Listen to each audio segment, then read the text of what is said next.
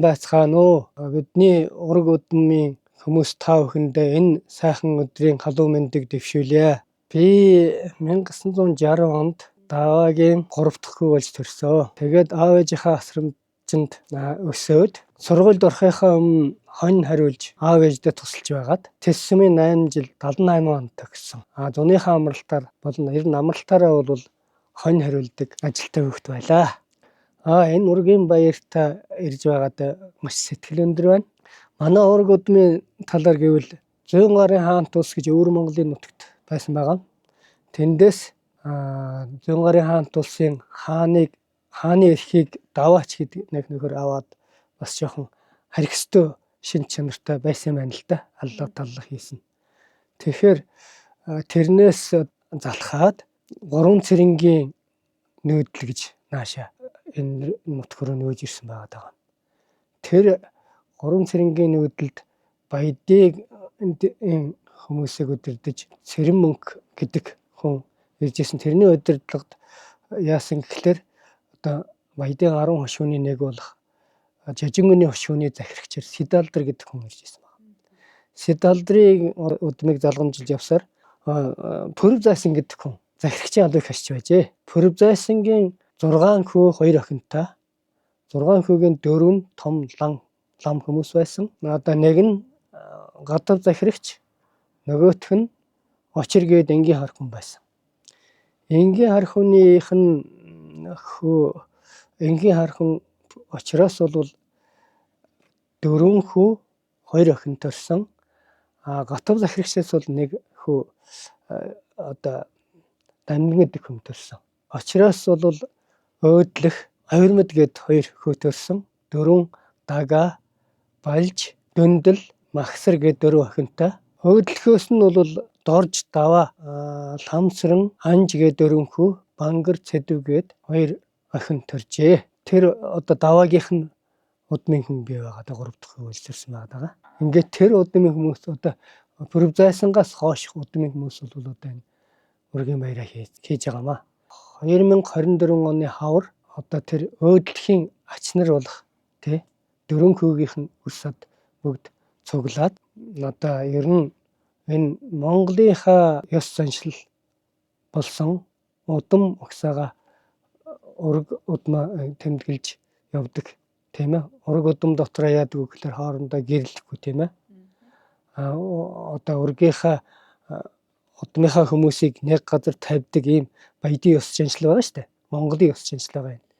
Энэ заншлын дагуу бид нар яах вэ гэхээр ургийнхаа баярыг хийгээд ураг төрлийнхаа тэр Пүрэв Зайсангаас хойш ургийн таньдаг мэддэг таньдгүй мэддэггүй хүмүүстэйгээ уулзаж цаашдаа ургийнхаа номыг тэмдэглэж яваа гэсэн ийм зорилготойгоор ургийн баяраа хий гэсэн ийм шийдвэр гаргасан юм аа. Энэ удам ургийн суурга байгаа. Энэ суургыг болвол босгосон шалтгаан нь юу гэхээр Дүгүрсрэн гээд манай ач дүү Энтхийн гомд дацанд сурдаг. Тэрхүү яасан бэ гэхээр 2011-12 оны заагаар аавыг авч энэ далаа багшийн хуралд суумаар байна гэдэг санал тавьсан.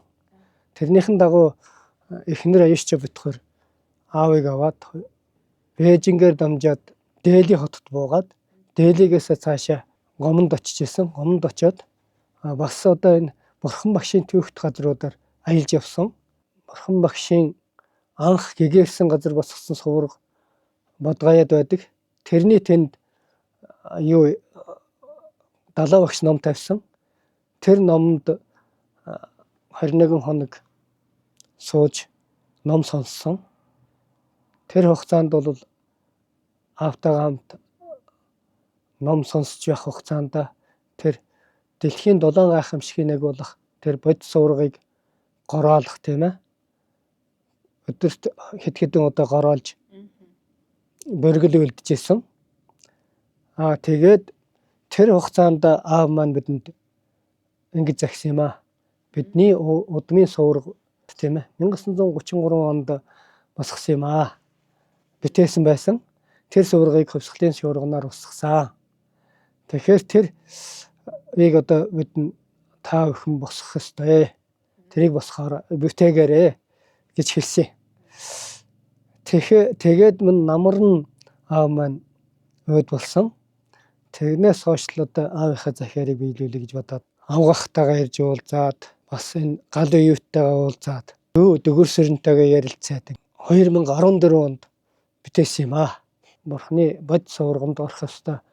Оршуулганд нь орох эд зүйлс юу байдгүй. Тэр бүхнийг захиалаад Бурхны орноос захиалж Бурхан битээл гэж. Тэнд оршуулганд нь орох ариун зай юу байдгүй. Тэр бүхнийг одоо тэр Бурхны орноос захиалуулж дөгөрсөрөндөө хэлж захиалгын дагуу захиалгаад тэгээд дөгөрсөрөнтэйгээ хамтраад авчирүүлээд гэртээ одоо бүгдийг байлгаж яагаад 2014 онд суврага бүтээсэн.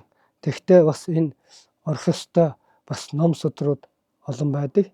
Тэрний мөн суврага бүтээдэг газар захиалгаар хийлгэж хэвлүүлээд мөн Улаанбаатар хотод суврага бүтээдэг газар нь суврага бүтээлгээд тийм ээ. Би зургийг гаргаад суврагын соёлыг одоо энэ нутгийн ах トゥ нарыг бүгднийг хийгэрээ гэж хийлгсэн байгаа. Одоо Ламсрын авгын жамсрантай хамт Улаанбаатар хотоос суврага очиж ирээд тийм ээ. Тэгээ 2014 оны 6 дугаар сард зуны эхний сарын бэлэгт сая өдөр одоо бүтээсэн байдаг. Тэгээ тэрнээс хойш суврага бид нэр яаж яасан гэхээр 3 жил болоод нэг тахдаг байсан. Одоо нэг тахих ёстой жил нь өнөө жил болохоор тэр суврага тахих үйл ажиллагаагаа тагаад давхцуулаад ургийнхаа баярыг хийх ажилдаа болж ирсэн байна. Аав маань 1930 оны морь жил төрсөн. Төрөөд аав ээжийнхаа асрамжинд өсөөд бас ажил 16 нас хүрэл ажил хийж эхэлсэн байгаа. Тийм ажил зөвхөн байсан. Тэгээд 1949 онд цэргийн албанд яваад цэргийн албаа хожруулангийн цэргийн ангид их хүний ангид цэргийн албаа хаасан байгаа. Та бүхэн ургийн баяртаа пүрэв зайсангаас доош бүх хүмүүсийг ураг удмынхаа баярт ирж оролцохыг урьж байна. Тэгээ та бүхэндээ эрүүлийн аз жаргал сайн сайхан бүхнийг хүсье.